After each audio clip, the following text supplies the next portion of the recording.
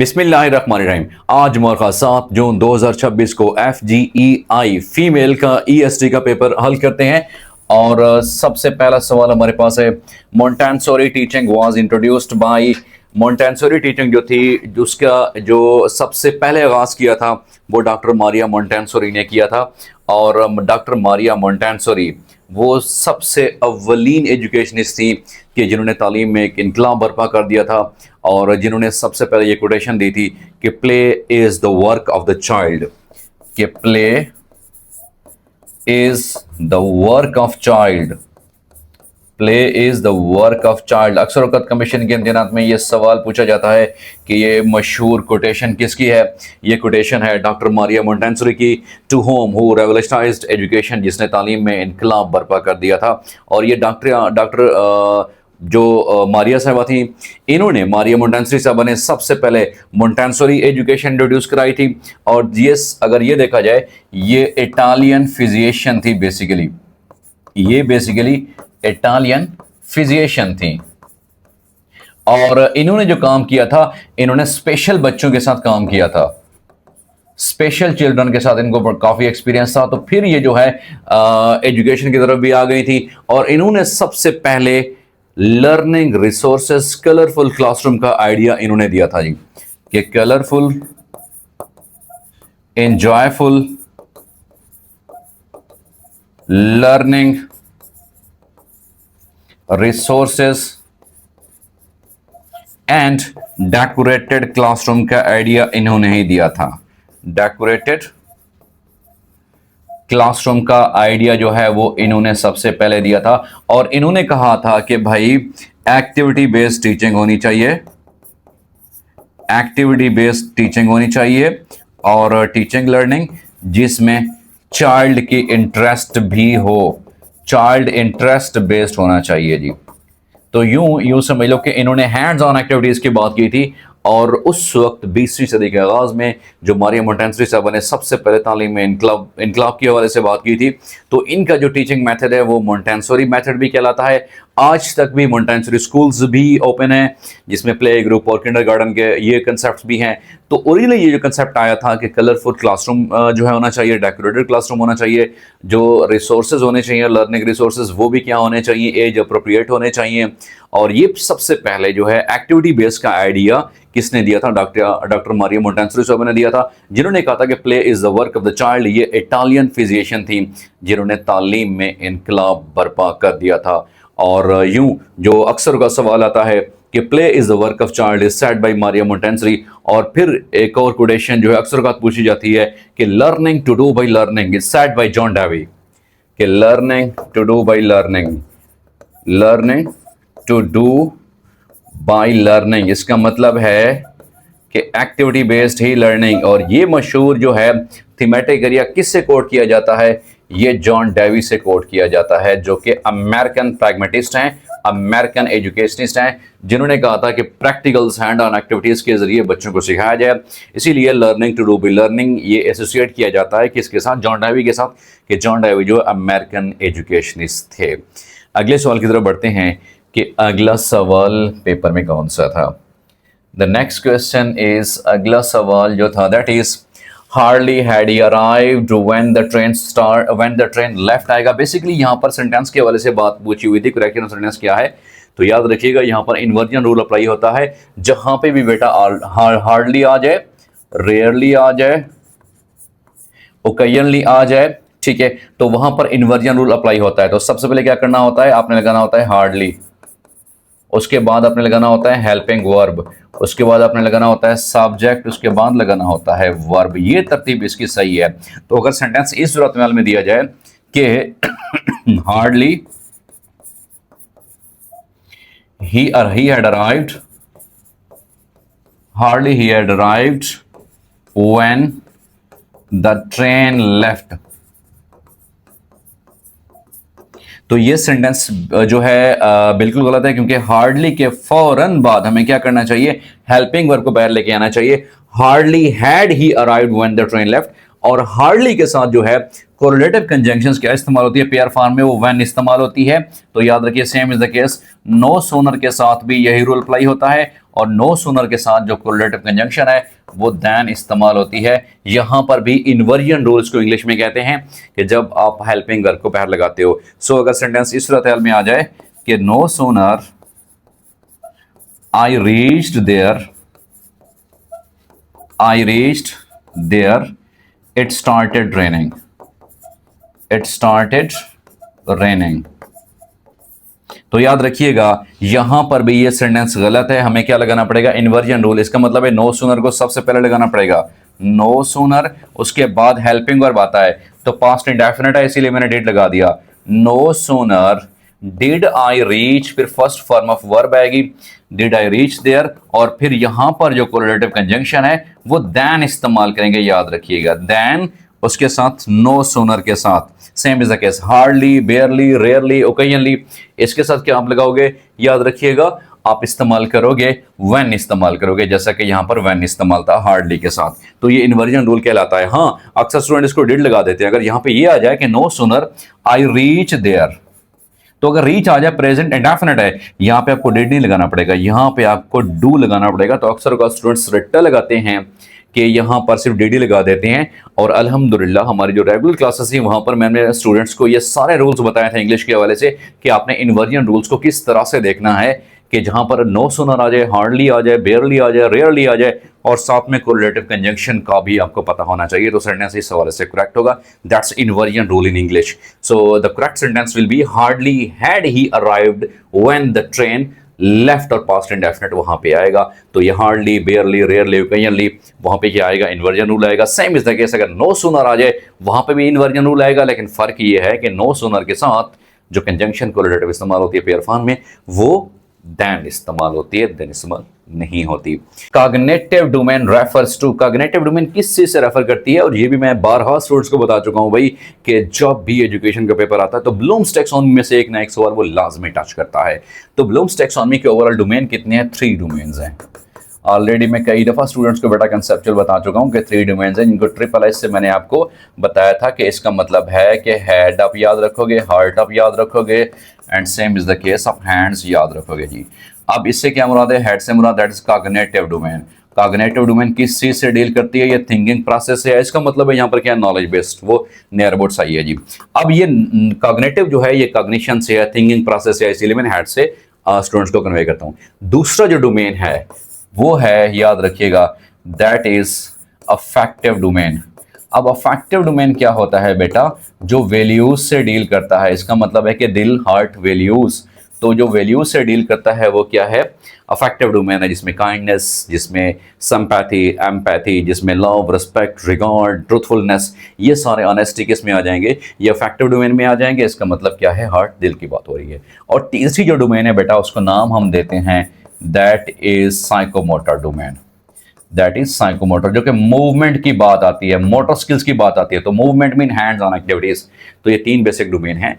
Blooms taxonomy के हवाले से तो वो लाजमी सवाल पूछता है, और ऑलरेडी मैं तमाम जो ब्लूम्स टैक्सोनॉमी के जितने भी डोमेन्स हैं और सब डोमेन्स हैं वो भी मैंने अल्हम्दुलिल्लाह कन्वे कराई थी। तो वो स्टूडेंट्स भी देख रहे होंगे, होप्स हो कि उनका पेपर भी अच्छा होगा अल्हम्दुलिल्लाह।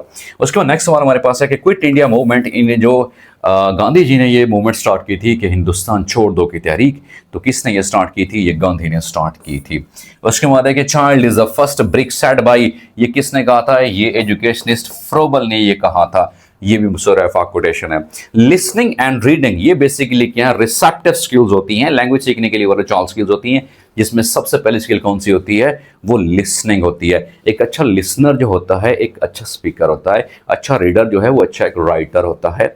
तो ये जो लिसनिंग और रीडिंग स्किल्स हैं ये रिसेप्टिव स्किल्स कहलाती हैं। Discussion method, different method of teaching में ये कौन सा बेसिकली अप्रोच कौन सी है, ये स्टूडेंट सेंटर्ड अप्रोच है। It's not a teacher centred approach, जैसे कि लेक्चर मेथड में होता है कि वो टीचर सेंटर्ड अप्रोच है, बट यहाँ पर डिस्कशन मेथड में क्या है, स्टूडेंट डिस्कस कर रहे हैं, तो बेसिकली क्या है, student centred approach discussion method का बेटा सही जवाब है। अगला सवाल बेटा हमारे पास है दैट इज कि कैबिनेट मिशन प्रपोज, जो प्रपोजल उन्होंने दी थी कि फेडरल गवर्नमेंट को ग्रुप प्रोविंसेस के साथ ये प्रपोजल जो कैबिनेट मिशन ने दी थी। ऑब्जेक्टिव रेजोल्यूशन प्रेजेंटेड बाय, ये लियाकत अली खान ने 1949 में बेसिकली ये दी थी, याद रखिएगा जी। उसके बाद हमारे पास है कि Indus water treaty was mediated by, जो इंडस वाटर ट्रीटी था, सिंतास का मुआहदा था पाकिस्तान और इंडिया के दरमियान, जो एक आबी मसला हो गया था, तो उस वक्त 1960 में सालसी का किरदार किसने अदा किया था? वो वर्ल्ड बैंक ने अदा किया था। एंड डेट्स 1960 में सालसी का किरदार, मीडिएशन का किरदार किसने अदा किया था? वर्ल्ड बैंक ने अदा किया था। Second highest plateau of the world in Pakistan, वो क्या है?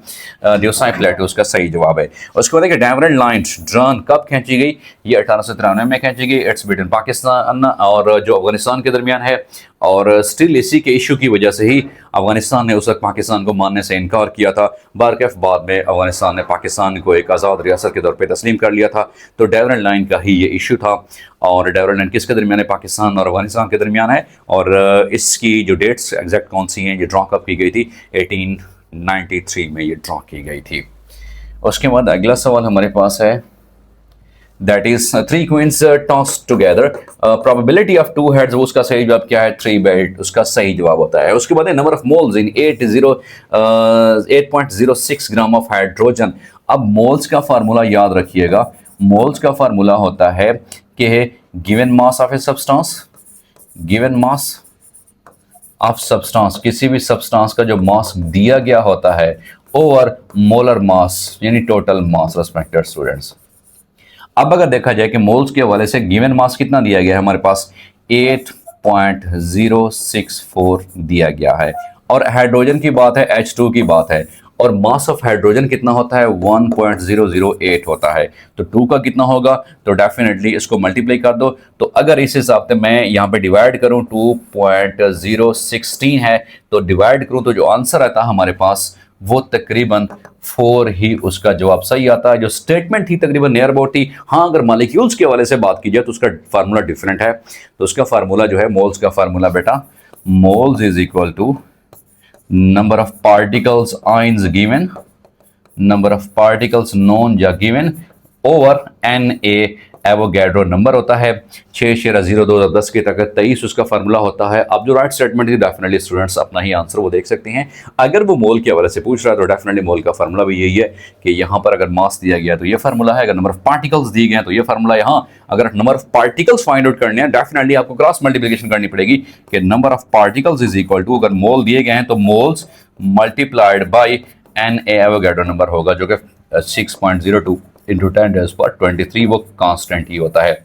और अगर यहाँ पे वो पूछे कि mass of substance find out करो तो डेफिनेटली मास यहाँ पे भी आ जाएगा। उसका फिर फार्मूला क्या बनेगा? मोल्स इनटू मोलर मास उसका सही जो है फार्मूला बनेगा। उसको अगला सवाल है कि एजुकेशन मेयर्स मीन, तो एजुकेशन में याद रखिएगा मेयरमेंट किस चीज का मतलब है? एजुकेशन मेयरमेंट मीन्स, और मैंने स्टूडेंट्स को बताया था 4 टर्म मैंने बताई थी बेटा, आपको याद रखिएगा जी। जो रेगुलर स्टूडेंट्स पढ़ते हैं उनको पता होगा। मैंने कहा था बेटा test, measurement, assessment and evaluation, और मैंने आपको सिमेट्री भी बताई थी, याद रखिएगा कि test, measurement, assessment and evaluation, ये मैंने कहा था तरतीब आप याद रखिएगा जी। सबसे पहले टेस्ट लोएस्ट है जी, उसके बाद मेयरमेंट है, उसके बाद असेसमेंट है, और आखिर में क्या है? हाईएस्ट पे इवैल्यूएशन है। टेस्ट क्या है? सम ऑफ क्वेश्चंस है, और उससे जो न्यूमेरिकल डेटा हासिल होता है। मैंने हमेशा स्टूडेंट्स को बताया था बेटा कि मेयरमेंट ऑलवेज न्यूमेरिकल डेटा याद रखिएगा। एग्जाम्पल मैंने बताई थी, फॉर एग्जाम्पल इंग्लिश का टेस्ट है तो उसमें स्टूडेंट्स ने 70 नंबर हासिल किए हैं 100 में से, तो 70 क्या है? दैट इज मेयरमेंट है, न्यूमेरिकल डेटा है। और फिर उस डेटा को आप इंटरप्रेट करते हो, जो न्यूमेरिकल डेटा है, जो मेयरमेंट डेटा है, उसको जब इंटरप्रिटेशन करते हो वो असेसमेंट कहलाता है जी। फॉर एग्जाम्पल मैं कहता हूँ A ग्रेड है, B ग्रेड है, first division and so on. और फिर आखिर में इवैल्यूएशन क्या होती है? हमेशा जजमेंटल इन नेचर होती है, जो डिसीजन मेकिंग होती है इवैल्यूएशन। तो ये भी अल्हम्दुलिल्लाह मैंने तमाम स्टूडेंट्स को जो हमारे रेगुलर क्लासेस हैं वहाँ पे मैं कन्वे कई दफ़ा कर चुका था, और ये मैंने पैटर्न भी बताया था सिमेट्री के। लोएस्ट लेवल पे अगर सवाल पूछा जाए तो टेस्ट है, हाईएस्ट लेवल पे पूछा जाए तो इवैल्यूएशन है, और फिर मेयरमेंट हमेशा बेटा न्यूमेरिकल होती है, याद रखिएगा जी। ठीक है, उसके बाद effective way to handle student is to, तो पॉजिटिव रीइंफोर्समेंट जो रीइंफोर्समेंट है उसी से ही हम हैंडल कर सकते हैं। पॉजिटिव रेनफोर्समेंट कैसे की जा सकती है? किसी को पैट अप थपकी देते हुए, किसी को शाबाश करते हुए, उसकी अप्रिसिएशन करते हुए, किसी को इनाम देते हुए, चाहे एक चॉकलेट एक टॉफी ही क्यों ना इनाम दी जाए, तो उसके लिए पॉजिटिव रेनफोर्समेंट होती है स्टूडेंट्स के लिए। उसके बाद देखिए जो प्रैग्मेटिक है, ये बेसिकली अमेरिकन फिलॉसफी से ये निकला हुआ लफ्ज है। अमेरिकन फिलॉसफी है बेटा, याद रखिएगा जी। अमेरिकन फिलॉसफी, जो प्रैग्मेटिस्ट हैं, प्रैग्मेटिस्ट क्या होता है? जो प्रैक्टिकल्स पे बिलीव करता है, जो हैंड्स ऑन एक्टिविटीज पे बिलीव करता है। इसीलिए जॉन डेवी सर ने यही कहा था कि learning to do by learning, hands on activities के हवाले से। सो प्रैग्मेटिज्म मीन क्या होता है? प्रैक्टिकल होता है, कि अमली एंड हैंड्स ऑन एक्टिविटीज उसका सही जवाब है बेटा। अगला सवाल हमारे पास है, दैट इज कि team teaching comes with, team teaching के हवाले से पहले जो पेपर था मेल का, वहां भी सवाल पूछा हुआ था कि कोऑर्डिनेशन के साथ होती है। इसका मतलब टीम टीचिंग क्या होता है? कि जब एक या एक से ज्यादा टीचर्स एक सब्जेक्ट को पढ़ाएं तो वो क्या होती है? वो टीम टीचिंग होती है। मैंने हमेशा अपने स्टूडेंट्स को भी एग्जांपल दी है भाई, कि फॉर एग्जांपल 6वीं 7वीं 8वीं क्लास की साइंस है, तो उसमें फिजिक्स केमिस्ट्री बायो का पोर्शन है, तो फिजिक्स वाले टीचर को कहते हैं कि आप फिजिक्स वाला पोर्शन पढ़ा दो, केमिस्ट्री वाले टीचर को कहते हैं केमिस्ट्री वाला पोर्शन पढ़ा दो, बायो वाले टीचर को कहते हैं बायो वाला पोर्शन पढ़ा दो। या एक और एग्जाम्पल, सादा सी एग्जाम्पल मैं हमेशा देता हूँ कि भाई अगर इंग्लिश है तो उसमें इंग्लिश ए एक टीचर पढ़ा दे, बी जो ग्रामर पोर्शन दूसरा टीचर पढ़ा देता है, टीम टीचिंग। लेकिन जहाँ पे प्लानिंग करनी होती है, कोऑर्डिनेशन साथ में लेके चलना होता है, तो उसका सही जवाब क्या है? बेटर प्लानिंग होती है। उसके बाद relationship between voltage, current and resistance is explained by, ये ओहम लॉ में जो एक्सप्लेन किया गया था, V is equal to I R, उसका सही जो इक्वेशन है फिजिक्स साइंस के वाले से ये सवाल था, V is equal to I R, Ohm's law कहलाता है बेटा जी। उसके बाद देखिए सीड्स एंड नट्स प्रोवाइड, कौन सा विटामिन प्रोवाइड करते हैं? वो विटामिन ई प्रोवाइड करते हैं। इब्ने ज़करिया और राजी अबू बकर, इसका जो सही जवाब था वो क्या है? बेसिकली वो पेडियाट्रिक्स थे, मेडिसिन थे, स्पेशलिस्ट, चाइल्ड स्पेशलिस्ट का आगाज जो है वो उन्होंने किया था, इसीलिए उनको फादर ऑफ पेडियाट्रिक्स कहा जाता है। ऑक्सीजन जो है वो हमारी बॉडी में मैक्सिमम मौजूद होती है, कितने परसेंट होती है? 65% ऑक्सीजन मौजूद होती है। तो ये बायो के हवाले से, साइंस के हवाले से ये सवाल पूछा हुआ था। अगले सवाल की तरफ बढ़ते हैं। The next question is velocity of the moving car in a circle will be, circle के अंदर जो वेलोसिटी होती है वो ऑलवेज जो है नॉन यूनिफॉर्म होती है, चेंजिंग हालत में होती है, याद रखिएगा, कंटिन्यूसली चेंज होती रहती है। हाँ, अगर ये पूछा जाए कि क्लोज्ड पाथ में वर्क डन क्या होगा, हमेशा जीरो होता है। उसकी वजह क्या होती है? जो क्लोज्ड पाथ में होता है वो डिस्प्लेसमेंट जीरो होता है। फॉर एग्जाम्पल यहाँ से स्टार्ट किया तो दोबारा यहाँ पर ही आकर खत्म हो गया, इसका मतलब क्या है? डिस्प्लेसमेंट जीरो हो जाएगा, याद रखिएगा जी। डिस्प्लेसमेंट जब जीरो है तो definitely W is equal to F into D, force तो है लेकिन डिस्प्लेसमेंट जीरो है, वो उसको भी जीरो कर देगी, तो work done in A close path is always zero होता है। और फिर बात का ये भी वो टेक्निकल क्वेश्चन प्रीवियस पेपर में उसने किया हुआ था कि एक स्टूडेंट घर से स्कूल जाता है और स्कूल से वापस आता है तो उसका डिस्प्लेसमेंट कितना होगा? उसका डिस्प्लेसमेंट जीरो होगा, क्योंकि उसने जहां से स्टार्ट किया था दोबारा वहां पर ही वापस आ गया है। प्लेस जो डिस्प्लेसमेंट है, इसका मतलब प्लेस से डिस्प्लेस हो जाना, ये डिस्प्लेसमेंट है। डिस्टेंस उसका होगा, चाहे उसने आधा किलोमीटर स्कूल जाते हुए फिर स्कूल से वापस आते हुए, आधा किलोमीटर यहाँ आधा किलोमीटर वहां, तो टोटल 1 किलोमीटर डिस्टेंस होगा, डिस्प्लेसमेंट जीरो होगा। क्यों? क्योंकि जहां से उसने स्टार्ट किया था दोबारा उधर ही आके वो रुक गया है। तो ये भी कंसेप्चुअल क्वेश्चन आपको पता होने चाहिए जी, ठीक है। उसके बाद देखिए कार्योटिव ऑर्गेनिज्म ऑफ मलेरिया जो है वो लेवरेंट ने डिस्कवर किया था कि मलेरिया जो इस वजह से फैलता है। पहले जो है इसकी वजह से बहुत सारे जो है शकूक व शुबहात थे और डिफरेंट जो है मफरूजात भी थे कि मेलामीन बैड एरिया मीन एयर गंदी हवा से होता है, फिर इनका पानी से होता है, लेकिन बाद में पता चला जो रिसर्च के बाद वो फिर के मलेरिया का जो बैंस बनने वाला है वो मॉस्किटो है। उसके बाद है कि abundant gas in the earth atmosphere वो कौन सी है? वो नाइट्रोजन है। सबसे ज़्यादा जो अर्थ एटमॉस्फेयर में गैस कौन सी पाई जाती है? वो नाइट्रोजन है, याद रखिएगा। उसके बाद देखिए रेड प्लेनेट किसको कहा जाता है? वो मरीख को कहा जाता है। उसके बाद देखिए 50 सेंटीग्रेड इनटू फ़ारेनहाइट। अब उसके लिए याद रखिएगा एक फार्मूला होता है कि जब आप सेंटीग्रेड को फ़ारेनहाइट में तब्दील करते हो तो उस फार्मूले का आपको पता होना चाहिए, आप आसानी कर सकते हो।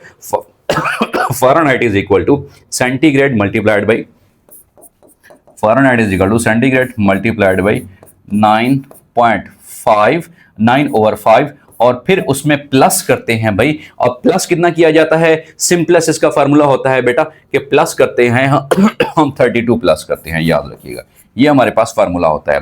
तो Fahrenheit is equal to centigrade कितना है हमारे पास 50 सेंटीग्रेड ये दिया गया है रेस्पेक्टेड स्टूडेंट्स। तो यहां पर हम क्या करेंगे, सेंटीग्रेड की वैल्यू पुट कर देंगे, ये हमारे पास 50 आ जाएगी मल्टीप्लाइड बाई 9/5 प्लस 32 है।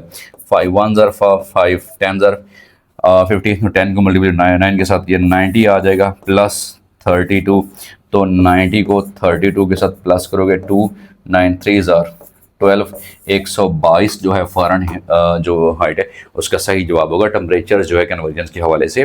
तो ये जो फार्मूला है आपको पता होना चाहिए कि Fahrenheit is equal to centigrade multiplied by, या इस ये भी करते हैं कि इनटू भी कह देते हैं, वो भी ठीक है, इसका मतलब मल्टीप्लाई ही होता है 9/5 प्लस 32।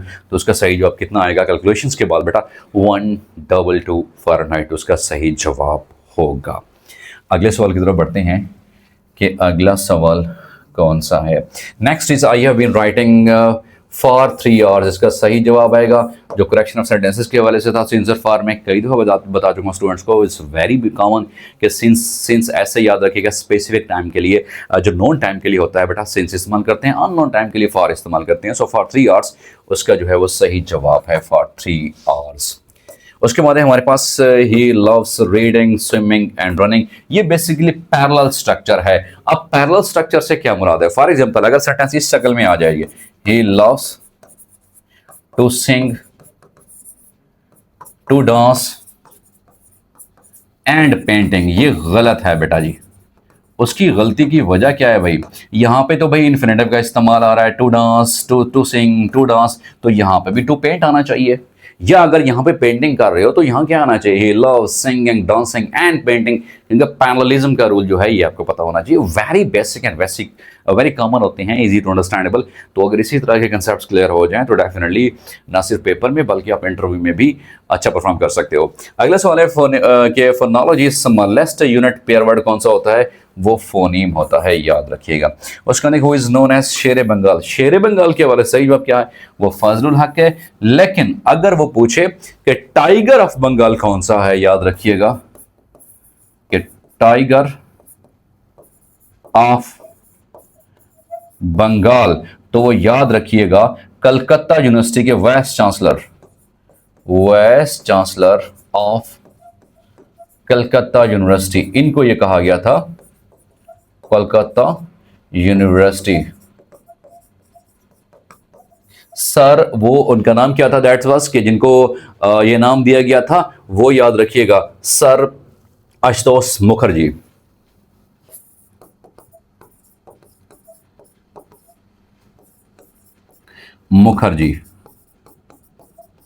जिनको कहा गया कि भाई ये कौन से हैं, ये टाइगर ऑफ बंगाल है। हाँ, शेर बंगाल के हवाले से अगर सवाल था तो डेफिनेटली वो फजला कि हाँ अगर टाइगर ऑफ बंगाल है तो वो कौन से हैं, सर आशुतोष मुखर्जी हैं जो कि कलकत्ता यूनिवर्सिटी के वाइस चांसलर भी रहे। उसके बाद अगला सवाल सिंपल सा मैथ की वजह से sum of first natural numbers, overall ये सवाल था, उसका फार्मूला जो है सही जवाब क्या था कि n इंटू n प्लस 1/2 ये फार्मूला है, उसका सही जवाब है। और n किस चीज़ के वजह से स्टैंड करता है, इट मीन्स नेचुरल नंबर जो कि 1 से स्टार्ट होते हैं, जबकि होल नंबर किससे स्टार्ट होते हैं, वो 0 से स्टार्ट होते हैं। तो ये मैथ के हवाले से सवाल था।